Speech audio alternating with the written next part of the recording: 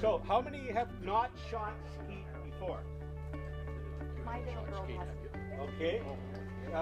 Go with Chris. And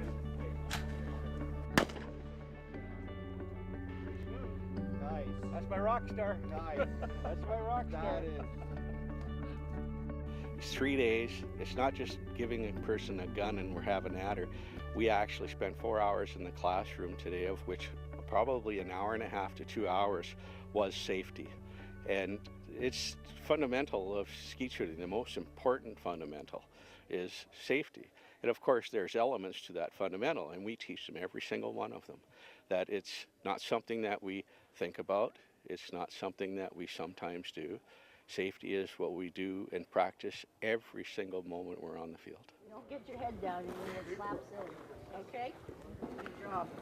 Okay, can you remember that? Yes. Okay, excellent. There's 3 levels of instructors. So there's a level 1, which is what we are at. This is the basic starting point. And then you move up to level 2 and then 3. And then I believe actually you're a master instructor.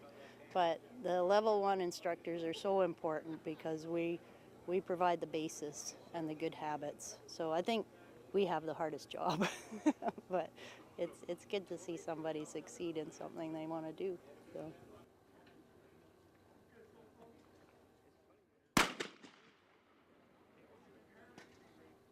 Well, this is the first ever NSS Kids Youth Camp. We just thought this was a good opportunity for us to have some involvement at the entry level. Of course, the growth of the sport is always going to be about bringing the younger generation in, and this is a great chance for us to be involved. We've provided some semi-automatic shotguns, both our Winchester SX3s and some of our Browning Silvers, for the kids to use and try out, with the hopes that they're going to like the gun they have in their hands going forward, and you know, make dedicated Browning and Winchester shooters out of them. So. Oh.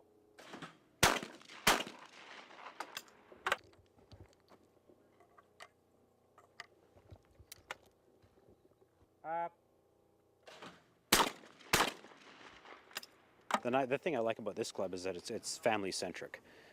So this isn't just for elite Olympic athletes, and this isn't just for beginners. It's for everyone in between. And there's people, every time I come out here, I see families with their kids, and I see people camping and fishing and getting ready to go hunting. And that's what's really appealing to me, is the future of firearms and the future of hunting and fishing in this country. Is the responsibility rests on the shoulders of people who are the participants. And if we're not good ambassadors for the sport, it will disappear.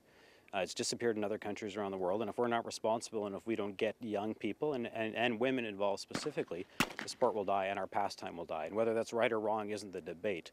We are the ambassadors of this sport, and of enjoying safely being out, either to go and hunt or to go and shoot or to go and fish. I mean, they all go hand in hand. So a place like this that fosters it in a safe manner that's accessible to all people is quite nice.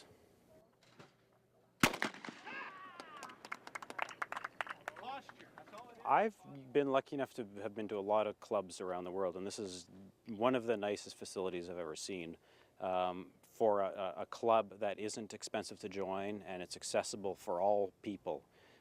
Some of the nicest clubs in the world are incredibly expensive to be able to go to, and if you're not right from the right class within that country, you won't go and shoot there. This place is amazing because it's affordable, so most families can afford to be a member here, and it's accessible, is that anyone can become a member. It's one of the nicest facilities I've seen anywhere in the world. So it's a great place.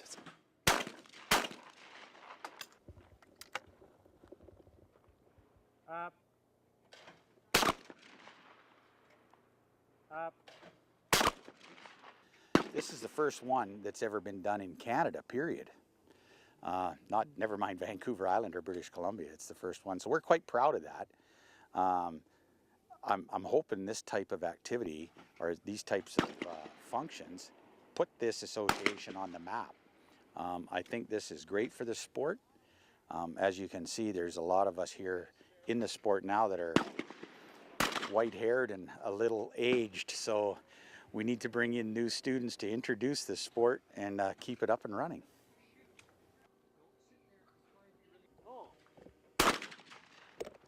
Very nice. Very good. I have a younger son and an older son, 12 and 15, and My older son, the 15-year-old, he's been competing with Sporting Clays and ISA for 3 years now, and my younger son is just starting off. Tell me about your younger son and what this clinic means to him. Well, so far, on the first day, yesterday, they taught him more than my older son and myself could teach him in a year and a half in 4 hours. And he's nailing the birds now, and he's got the right stance, and he's more confident, and yeah, he's doing 100%, 200% better. What would you say to parents who look at this sport and what are you getting out of it as a parent? What do you think your kids are getting out of it? This sport teaches them so many things that you don't actually see.